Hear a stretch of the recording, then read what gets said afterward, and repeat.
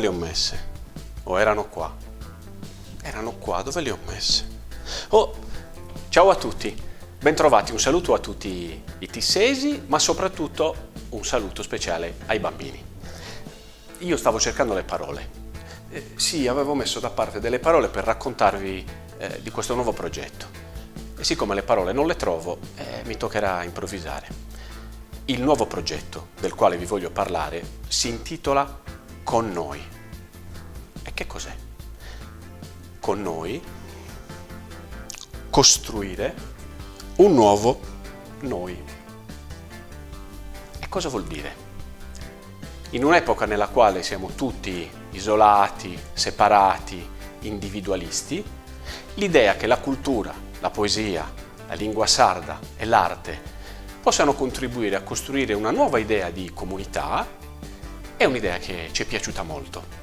E allora questo progetto sarà diviso in due momenti.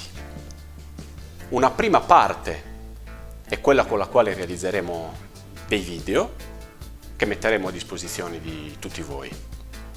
Una seconda parte, che si svolgerà in autunno, sperando che tutto questo che sta accadendo passi il prima possibile, e alla riapertura delle scuole verremo da voi.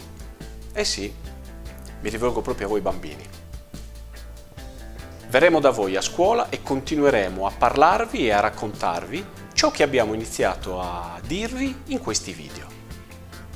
Per fare tutto questo però non potevo ovviamente rimanere solo. Ho chiesto l'aiuto di alcuni amici. E questi amici sono degli straordinari professionisti che mi accompagneranno e ci accompagneranno in questo viaggio. Questi amici sono Carlo Valle, che vi regalerà delle piccole chicche di narrativa e fiabe per bambini, Maria Grazia Tuveri, che si occuperà di arte, Antonello Bazzu, che si occuperà della lingua sarda, e poi Salvatore Pintus e Giovanni De Logu, anch'essi coinvolti nella lingua, nelle tradizioni e nei modi di dire della lingua sarda. Insomma, tutto questo lo facciamo e sarà realizzato con dei video, quelli che oggi si chiamano tutorial. Saranno dei video speciali e in questi video vi racconteremo e vi insegneremo alcuni trucchi che riguardano lo scrivere poetico, e quindi ci sarà la poesia, la lingua sarda e i modi di dire, e soprattutto l'arte.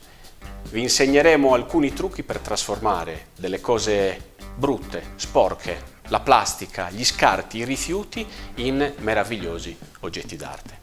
Insomma, il Comune di Tissi ha pensato a qualcosa di davvero innovativo.